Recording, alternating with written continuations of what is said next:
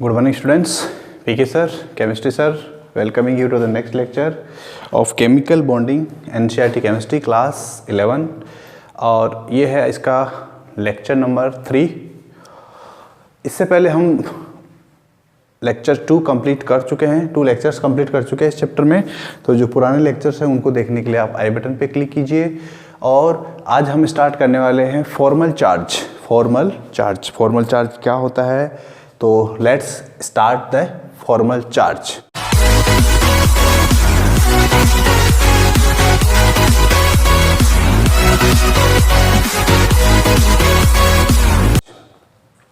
देखिए formal charge का importance क्या है हमारे लिए। अगर मैं ऑनेस्टली बोलूँ, ऑनेस्टली इन द सेंस कि द इम्पोर्टेंस ओके, तो इस फॉर्मल चार्ज का इसमें आपको जो है फ्यूचर में यानी कि आपके कॉम्पिटिटिव एग्जाम्स में कहीं पर भी कोई यूज़ नहीं होगा। ठीक है, ऐसा कहीं मैंने आज तक कोई क्वेश्चन नहीं देखा है जिसमें फॉर्मल चार्ज से रिलेटेड कोई क्वेश्चन पूछा गया हो। ठीक है, चलिए फिर भी क्या है कि सिलेबस में गिवन है तो हमें बात करनी ही पड़ेगी। फॉर्मल चार्ज की हमें ज़रूरत क्यों पड़ती है। देखिए चार्ज के बारे में तो हमें पता है, हम जानते हैं आयन क्या होता है। आयन क्या होता है? आयन क्या होता है? Charged atom. कोई भी चार्ज्ड एटम जो होता है उसको हम क्या बोलते हैं? आयन बोलते हैं। कभी कभी क्या होता है कि अगर कोई एटम्स का ग्रुप अगर चार्ज बेयर करता है, चार्ज उसके ऊपर है, अगर एटम्स के ग्रुप के ऊपर कोई चार्ज है, जैसे फॉर एग्जांपल अगर आप बात करें रेडिकल्स की, तो अब ये जो है एटम, इसके ऊपर ऐसा चार्ज लिखते हैं हम, इसको हटा दीजिए यहाँ से, यहाँ पर ऐसा चार्ज लिखते हैं। अब यहाँ पर क्वेश्चन ये आता है कि ये पॉजिटिव चार्ज जो है वो किसके ऊपर है। हमारे पास तो 2 एलिमेंट है यहाँ पे, नाइट्रोजन भी है और हाइड्रोजन भी है, तो ये पॉजिटिव चार्ज किसके ऊपर है। ठीक है, तो ये जो पॉली एटॉमिक आयन्स होते हैं, ये क्या है? एक प्रकार का poly atomic ion, poly atomic ion. ठीक है, तो ऐसे जो पॉली एटॉमिक आयन्स होते हैं उनके केस में हम क्या करते हैं कि जो चार्ज होता है उसको हम क्या करते हैं एज ए होल, यानी कि पूरे उस एंटिटी के ऊपर हम मानते हैं, और ये किसी पर्टिकुलर एटम जो होता है उसके ऊपर हम चार्ज नहीं मानते हैं। ठीक है, तो इसलिए क्या करते हैं, ऐसे कंडीशन में हम ईच एंड एवरी एटम को एक फॉर्मल चार्ज असाइन करते हैं प्रैक्टिकली। ठीक है, और ये जो फॉर्मल चार्ज होता है किसी एटम का, किसी पॉली एटॉमिक मॉलिक्यूल या किसी आयन में, उसको हम डिफ़ाइन कैसे करते हैं, तो इसको डिफ़ाइन करने के लिए सिंपल सा है कि जो नंबर ऑफ वैलेंस इलेक्ट्रॉन है उस एटम का आइसोलेटेड या फ्री उसकी स्टेट में, और जो नंबर ऑफ इलेक्ट्रॉन्स जो है उस एटम को लेवाइस स्ट्रक्चर में हम जो उसको असाइन करते हैं, उन दोनों का जो डिफरेंस होता है उसको ही हम क्या बोलते हैं? फॉर्मल चार्ज बोलते हैं। ठीक है, तो फॉर्मल चार्ज के लिए अगर आपसे एक फॉर्मूला पूछा जाए तो FC that is formal charge is equal to, formal charge के लिए एक अगर सिंपल सा फॉर्मूला पूछा जाए तो total number of valence electron, total number of valence electron, यानी कि उसके पास कितना वैलेंस इलेक्ट्रॉन्स है, टोटल नंबर। ठीक है, minus total number of valence electron minus, अब ये किसका है, जिस पर्टिकुलर एटम के ऊपर हमें फॉर्मल चार्ज कैलकुलेट करना है उसकी हम बात कर रहे हैं यहाँ पे। ठीक है, इसके अलावा उसके पास में टोटल नंबर ऑफ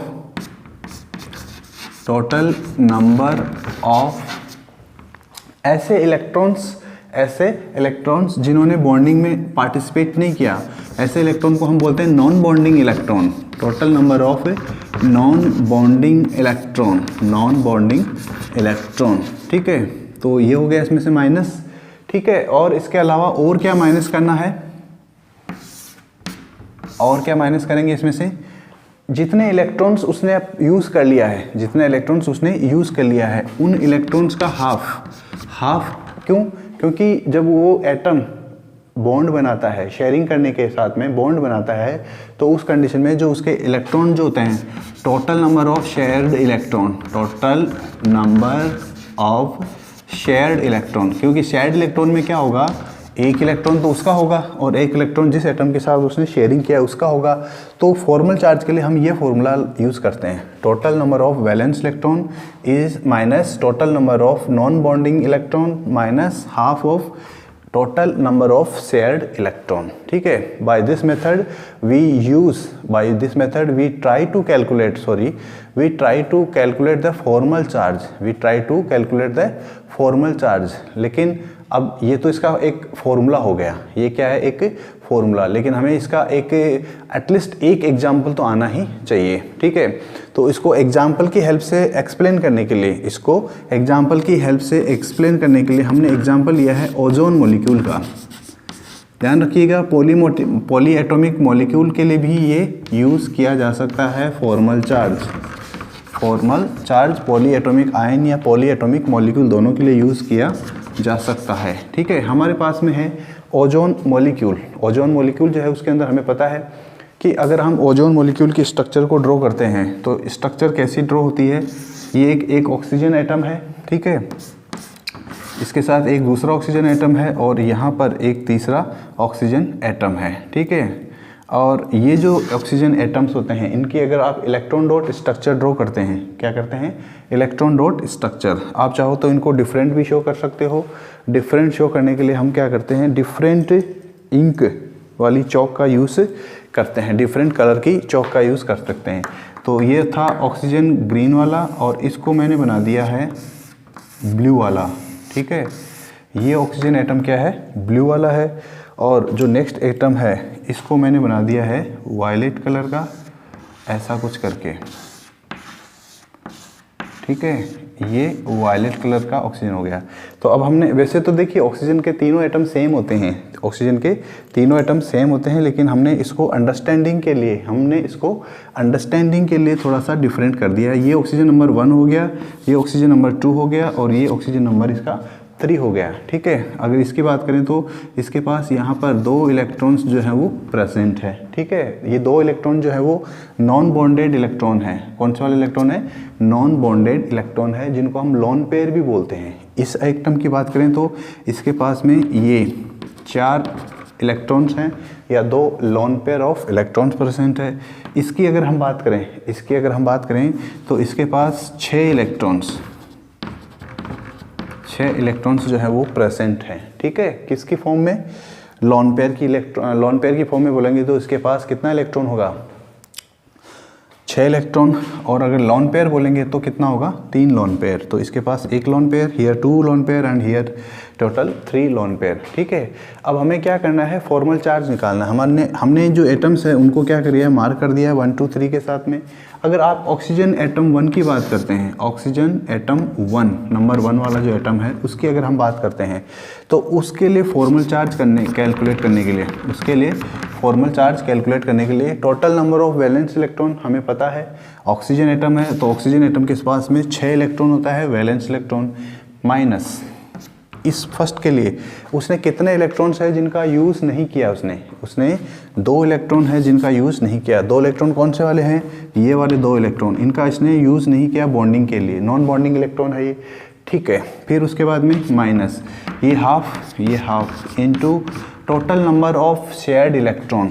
अब यहाँ पर total number of shared electron कैसे पता चलेगा हमें, इस ऑक्सीजन एटम ने कितने बॉन्ड बनाए हैं। तो यहाँ पे देखिए 1 बॉन्ड यहाँ, 2 बॉन्ड यहाँ और एक ये बॉन्ड, टोटल यहाँ इसने 3 बॉन्ड बना रखे हैं। एक बॉन्ड के अंदर 6 इलेक्ट्रॉन होते हैं, सॉरी एक बॉन्ड में 2 इलेक्ट्रॉन, तो 3 बॉन्ड में 6 इलेक्ट्रॉन होंगे। तो यहाँ पे इंटू कितना हो जाएगा, ये 6 हो जाएगा।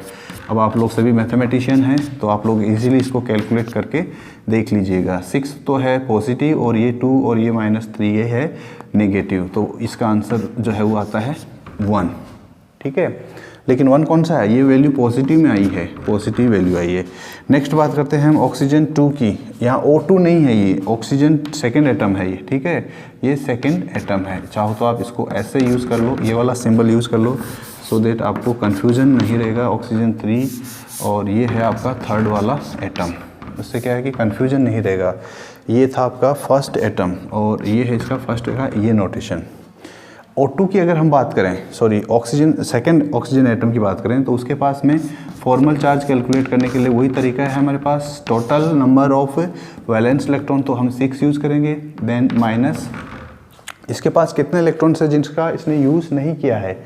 इसके पास में टोटल 4 इलेक्ट्रॉन देख सकते हैं आप, 1 2 3 4, तो टोटल यहाँ पे हो जाएगा 4, then minus, then into half, आपके मल्टीप्लिकेशन में क्या आएगा, इसने कितने इलेक्ट्रॉन्स को क्या कर रखा है, बॉन्ड बना रखा है, तो 4 इलेक्ट्रॉन्स इसने बॉन्ड बनाने में यूज़ हो गए, इसके 2 इलेक्ट्रॉन यूज़ हुए, 2 सामने वाले के।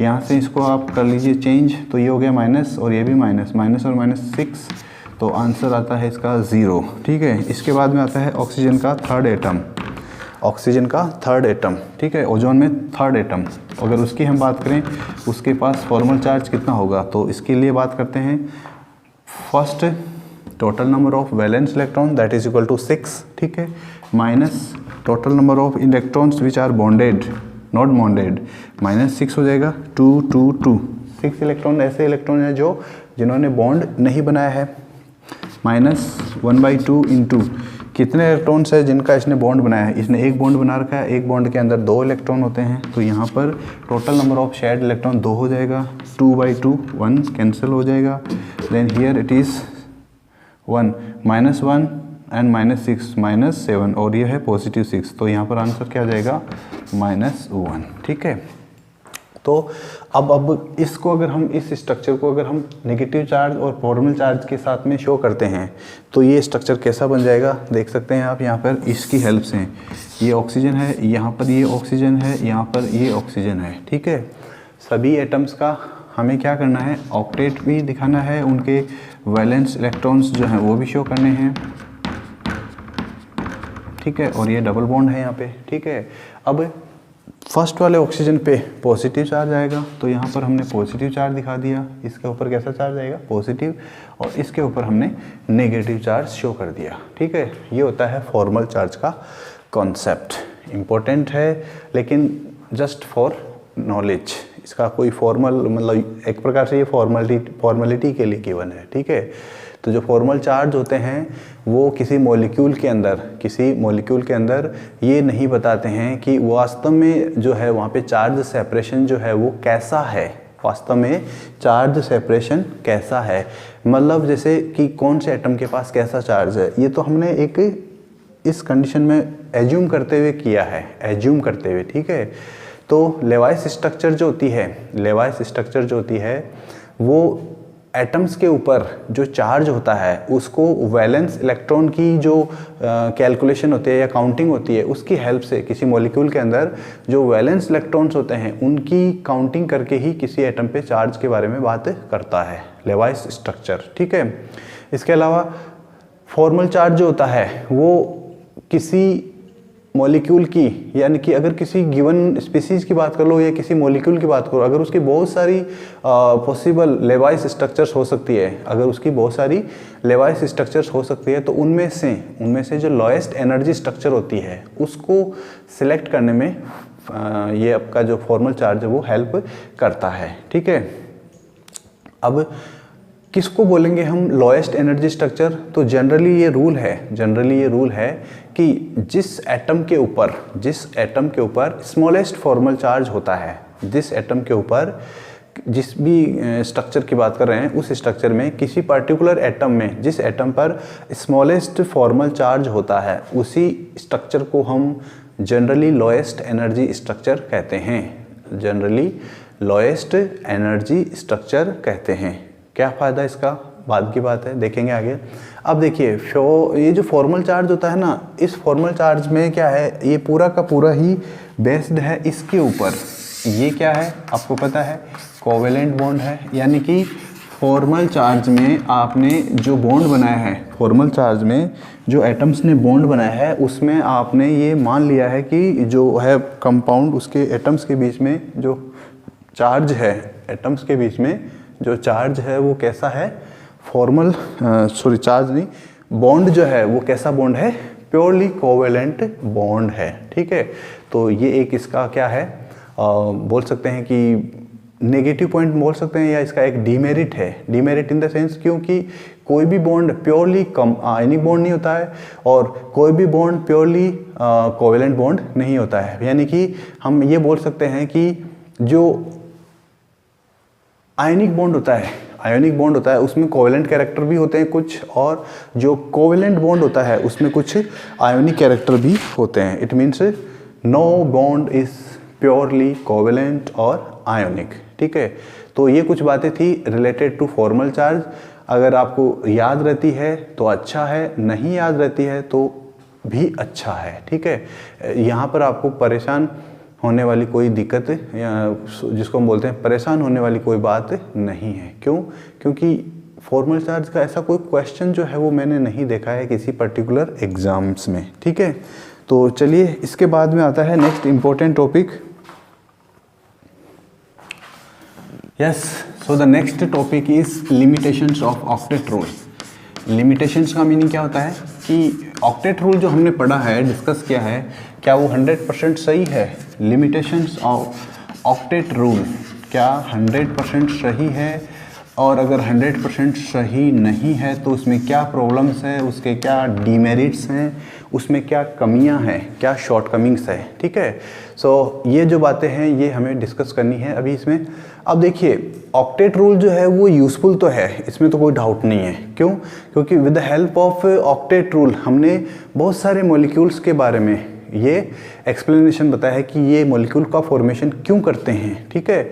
और कोवेलेंट बॉन्ड के बारे में भी हमने बताया है। लेकिन प्रॉब्लम ये है कि ये यूनिवर्सल नहीं है। यूनिवर्सल का मतलब हर केस में ऑक्टेट रूल एप्लीकेबल नहीं होता है, ठीक है। तो फिर ये जो ऑक्टेट रूल है इसकी हेल्प से हम ऑर्गेनिक कंपाउंड्स जो होते हैं इनकी ज़्यादातर की जो स्ट्रक्चर्स होती है उसको समझने में भी ये हेल्प करता है। देखिए पहले हम इसकी अच्छी बातें बता रहे हैं, ठीक है। लेकिन ये जो ऑक्टेट रूल है ये हमारा जो पीरियोडिक टेबल है, एमपीटी जो है मॉडर्न पीरियोडिक टेबल, उसका सेकेंड पीरियड जो एलिमेंट है उनके ऊपर तो ये अच्छे से अप्लाई होता है, बहुत ही अच्छे से अप्लाई होता है। लेकिन इसके साथ साथ में इसमें कुछ कमियां हैं, ठीक है। तो अगर हम उन कमियों की बात करें तो उन कमियों में सबसे पहला है आपका जो सेंट्रल एटम है। कुछ ऐसे एग्जाम्पल्स होंगे जिनके अंदर जो सेंट्रल एटम होता है उसका इनकम्प्लीट ऑक्टेट होता है। तो फर्स्ट एग्जाम्पल जो है, फर्स्ट इसका जो डीमेरिट है वो है इनकम्प्लीट ऑक्टेट। इनकम्प्लीट ऑक्टेट, अब इसका क्या मीनिंग हो गया? ऐसे कुछ एग्जाम्पल्स होंगे कंपाउंड्स के, ऐसे कुछ कंपाउंड्स के एग्जाम्पल्स होंगे जिनके अंदर जो सेंट्रल एटम होता है उस सेंट्रल एटम का ऑक्टेट जो है वो कंप्लीट ही नहीं होता है, but even though they are found in the nature, इसके बावजूद भी वो नेचर में मिलते हैं। जैसे हमारे पास में एग्जाम्पल है लिथियम क्लोराइड का, लिथियम क्लोराइड। तो लिथियम क्लोराइड की अगर हम बात करें तो हाइड्रोजन हीलियम लिथियम, लिथियम के पास में आउटर मोस्ट शेल में एक इलेक्ट्रॉन होता है, एक इलेक्ट्रॉन होता है। और हमारे जो क्लोरीन है उनके पास में भी आउटर मोस्ट शेल में एक इलेक्ट्रॉन शॉर्टेज होता है, एक इलेक्ट्रॉन की कमी होती है।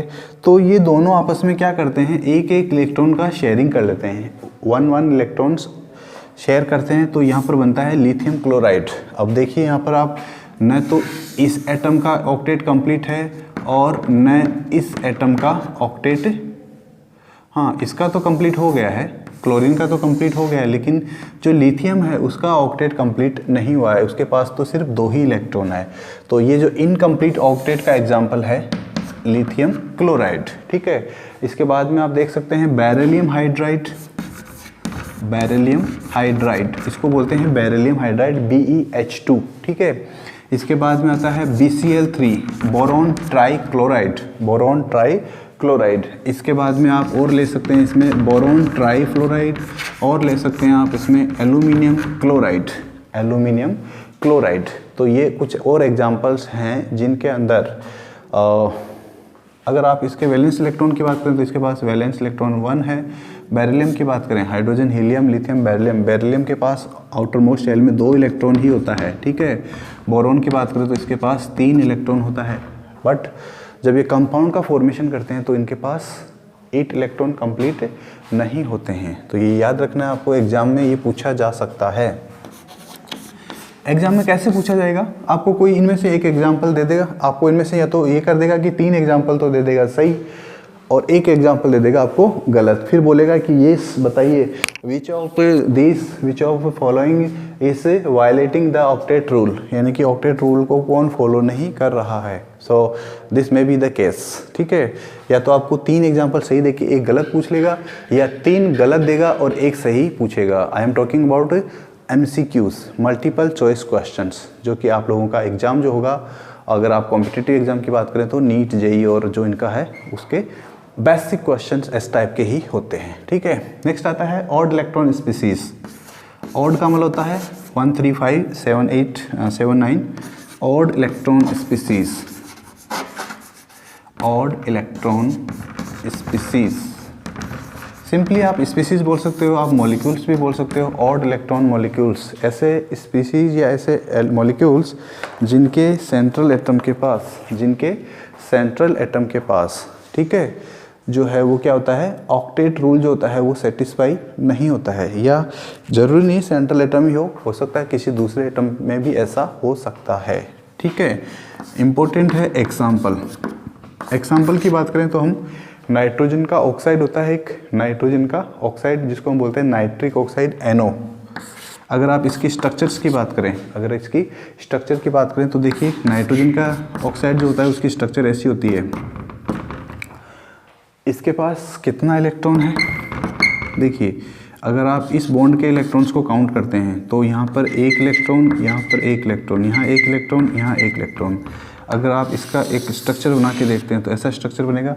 इसमें कितना इलेक्ट्रॉन आ रहा है, उसके पास ऑड इलेक्ट्रॉन आ रहा है, 4 तो ये है और 3 ये है, ठीक है। टोटल 7 इलेक्ट्रॉन आ रहा है इसके पास, दैट इज़ ऑड इलेक्ट्रॉन। और इसके पास तो कोई दिक्कत ही नहीं है, इसका तो ऑक्टेट कंप्लीट है, टोटल 8 इलेक्ट्रॉन है। तो जरूरी नहीं दोनों के पास ही हो, किसी एक एटम के ऊपर number of electron in valence shell should be in odd number, that is called odd electron species और ऑड इलेक्ट्रॉन मॉलिक्यूल, ठीक है। एक और एग्जांपल देख लेते हैं, आपका है नाइट्रोजन का डाइऑक्साइड,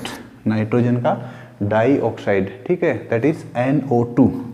अगर आप इसका स्ट्रक्चर ड्रॉ करके देखते हैं तो ये है नाइट्रोजन इसका सेंट्रल एटम मान लीजिए, और इसके साथ एक ऑक्सीजन है और इधर एक ऑक्सीजन है। ऑक्सीजन जो है एक सिंगली बॉन्डेड है और एक डबली बॉन्डेड है। अगर आप इसके ऊपर इसका वो निकालते हैं फॉर्मल चार्ज जब आप कैलकुलेट करते हैं तो देखिए इसके पास में एक इलेक्ट्रॉन तो यहाँ पर है, एक इलेक्ट्रॉन तो इसका यहाँ पे है, बट इसके साथ में इसके पास पॉजिटिव चार्ज जो है वो फॉर्मल चार्ज की फॉर्म में प्रेजेंट है।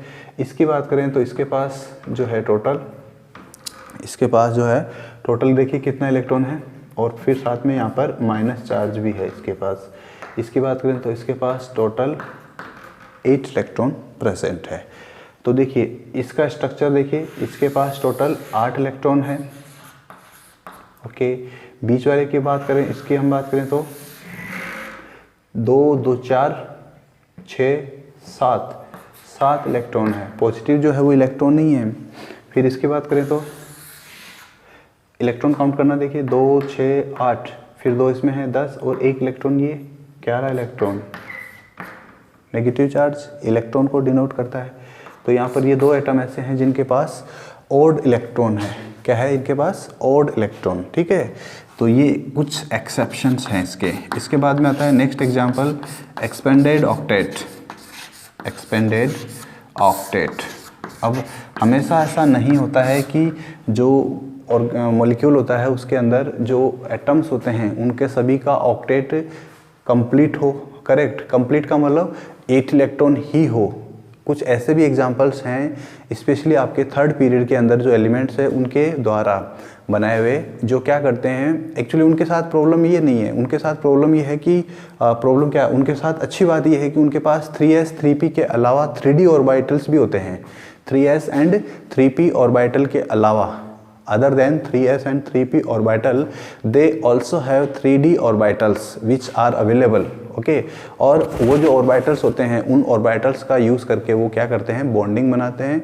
एंड इन सच केसेज, इस टाइप के जो केसेज होते हैं उनमें क्या होता है, फिर जो वैलेंस इलेक्ट्रॉन का जो नंबर होता है वो 8 से ऊपर चला जाता है, मीन्स बियॉन्ड 8, ठीक है। So this type of octet is called expanded octet. Example देख सकते हैं आप। एग्जाम्पल्स की अगर हम बात करें तो PCl5 फॉस्फोरस पेंटाक्लोराइड, आप चाहो तो इसको फास्फोरस पेंटाफ्लोराइड भी बोल सकते हो। PCl5 SF6 और आगे आप देखोगे एक आएगा आपके IF7 आपकी अभी यहाँ पे इस समय दिया हुआ नहीं है आपकी बुक के अंदर, लेकिन आपको आगे मिलेगा। नेक्स्ट आता है H2SO4 की स्ट्रक्चर आपको अच्छे से ड्रॉ करनी आनी चाहिए। तो H2SO4 की जो स्ट्रक्चर है वो ड्रॉ करने के लिए देखिए, सबसे पहला है कि इसके अंदर सबसे कम इलेक्ट्रोनेगेटिविटी किसकी है। इलेक्ट्रोनेगेटिविटी सबसे कम तो सल्फ़र की है, क्योंकि हाइड्रोजन जो है उसकी तो पॉजिटिव मानते हैं हम, हाइड्रोजन की तो जीरो मानते हैं ना। तो ये है आपका सल्फ़र। सल्फ़र को हमने बना दिया सेंट्रल एटम, ठीक है, सेंट्रल एटम। अब इसने 2 हाइड्रोजन है, आपको याद होगा सल्फ्यूरिक एसिड जो होता है वो डाइबेसिक एसिड होता है। सल्फ्यूरिक एसिड इसे डाइबेसिक एसिड, तो इसका मतलब ये 2 हाइड्रोजन डोनेट कर सकता है। और हाइड्रोजन वही डोनेट होते हैं जो ऑक्सीजन या नाइट्रोजन या फ्लोरीन के साथ बॉन्डेड होते हैं, ठीक है। ये तो हो गया 2। अब इसके बाद में 2 ऑक्सीजन और बच गया। 2 ऑक्सीजन जब और बनाते हैं तो वो 2 ऑक्सीजन इसके पास डबल बॉन्डेड की फॉर्म में प्रेजेंट होते हैं, ठीक है। फिर इसका हम बनाते हैं ऑक्टेट कंप्लीट करते हैं। ऑक्टेट कंप्लीट करते हैं तो इसके पास में 2 इलेक्ट्रॉन, इसके पास में भी 2 इलेक्ट्रॉन, 2 लोन पेयर, यहाँ पे भी 2 लोन पेयर हैं, यहाँ पर 1 बॉन्ड है, यहाँ पर भी 1 बॉन्ड है, ठीक है। ये स्ट्रक्चर इसकी इस प्रकार से बनती है, ठीक है। अब अगर आप इस सेंट्रल एटम की बात करें, देखिए बाकी सबका तो ऑक्टेट कंप्लीट है, 8 इलेक्ट्रॉन्स हैं, और हाइड्रोजन के केस में 2 इलेक्ट्रॉन होते हैं, क्योंकि हाइड्रोजन तो बेचारा है। हाइड्रोजन बेचारा एलिमेंट है, नॉटी एलिमेंट भी बोलते हैं, बेचारा एलिमेंट भी बोलते हैं। तो हाइड्रोजन के पास तो 2 इलेक्ट्रॉन होते हैं, इसलिए इसका डुप्लेट कंप्लीट होता है। लेकिन हम बात करें अगर सल्फ़र की, सल्फ़र के पास में देखिए टोटल कितना बॉन्ड बना रखा है, 1 2 3 4 5 6 इलेक्ट्रॉन्स, 6 बॉन्ड्स बना रखे हैं इसने। और 6 बॉन्ड्स का मतलब हो गया 6 × 2 that is equal to 12 electrons. यानी कि सल्फ़र के पास जो सेंट्रल एटम है उसके पास टोटल 12 इलेक्ट्रॉन्स प्रेजेंट है। किसमें? सेंट्रल एटम के पास। तो यहाँ आप देख सकते हैं कि ये एक प्रकार का ऑक्टेट का एक्सेप्शन है, ठीक है, और ये एक्सपांडेड ऑक्टेट का एग्जाम्पल है। और इसके अलावा जो एग्जाम्पल्स हैं वो हैं आपके कोऑर्डिनेशन कंपाउंड्स। कोऑर्डिनेशन कंपाउंड्स, ये जो कोऑर्डिनेशन कंपाउंड्स होते हैं ये सब के सब ये जो हैं ये भी क्या होते हैं, एक्सपांडेड ऑक्टेट का एग्जाम्पल्स होते हैं, ठीक है। तो ये जो है एक प्रकार से इसका लिमिटेशन है, किसका, आपका जो ये क्या बोलेंगे इसको हम, ऑक्टेट रूल। ऑक्टेट रूल जो है उसका क्या है, ये लिमिटेशन है, ठीक है। लेकिन इसके साथ में अगर आप सल्फ़र की ही स्पेशली बात करें तो सल्फ़र ऐसा नहीं है कि हमेशा ही ऐसा गलती करता है। गलती इन द सेंस कि ज़रूरी नहीं कि सल्फ़र हमेशा ही ऑक्टेट रूल को फॉलो नहीं करता है, कभी कभी कुछ एग्जांपल्स ऐसे भी हैं जिनमें सल्फ़र जो है वो ऑक्टेट रूल को फॉलो भी करता है। एक एग्जांपल है sulphur dichloride, sulphur dichloride SCl2, जहाँ पर सल्फ़र तो है सेंट्रल एटम, सल्फ़र तो क्या है सेंट्रल एटम, और उसके चारों तरफ क्या है 2 Cl है। Cl के पास में कितना इलेक्ट्रॉन होता है टोटल Cl के पास में 7 इलेक्ट्रॉन होता है आउटर मोस्ट शेल में, 1 इलेक्ट्रॉन इसके पास।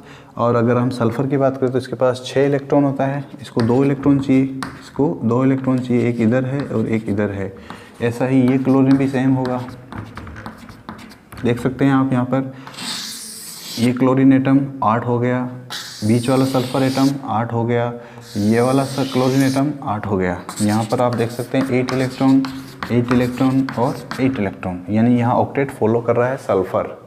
यानी आपसे ऐसा भी क्वेश्चन पूछ सकते हैं कि कौन सा कोई पर्टिकुलर एलिमेंट की बात कर रहे हैं, तो जैसे सेकंड पीरियड का कोई एग्जांपल दे देगा, सेकंड पीरियड के 3 एलिमेंट्स दे देगा और एक सल्फ़र बीच में घुसा देगा, फिर आपसे पूछेगा कि बताइए कौन सा इनमें से एग्जांपल है, कौन सा एलिमेंट है जो इसका ऑक्टेट रूल को वायलेट करता है या ऑक्टेट रूल को फॉलो नहीं करता है। तो फिर वहाँ पर आपको आंसर देना होगा, दैट इज़ आंसर, यहाँ पर आंसर क्या आएगा आपका, वहाँ पर आंसर क्या आएगा आपका, सल्फ़र ऑफ कोर्स। चलिए और क्या है इसके इम्पोर्टेंट ड्रॉबैक्स। अगर हम और ड्रॉबैक्स की बात करें तो देखिए, अगर आपको याद होगा इस ऑक्टेट रूल के पहले जो है हमने बात की थी नोबल गैसेस की, नोबल गैसेस की, या जो नोबल गैसेज होती है उनको हम इनर्ट गैसेज भी बोलते हैं, they are also called inert gases. क्यों कहते हैं उनको इनर्ट गैसेज, क्योंकि ये इनर्ट गैसेज या नोबल गैसेज होती है, इनकी केमिकल रिएक्टिविटी जो होती है वो बहुत ही कम होती है और नेग्लिजिबल भी बोल सकते हैं। लेकिन रिसेंटली क्या हुआ कि जो आपके स्पेशली जेनॉन और क्रिप्टॉन हैं, इनके कुछ कंपाउंड्स का फॉर्मेशन कर लिया गया है, okay. In the lab krypton और जेनॉन इनके कुछ कंपाउंड्स का फॉर्मेशन कर लिया गया है, ठीक है। तो इसका मतलब क्या हो गया कि जो ऑक्टेट रूल है वो भी क्या है, 100% सही नहीं है, उसमें भी कुछ कमियां है, ठीक है। तो ये और ही एक ये हो गया क्या, इनर्ट गैस वाला जो है वो प्रॉब्लम हो गया दूर।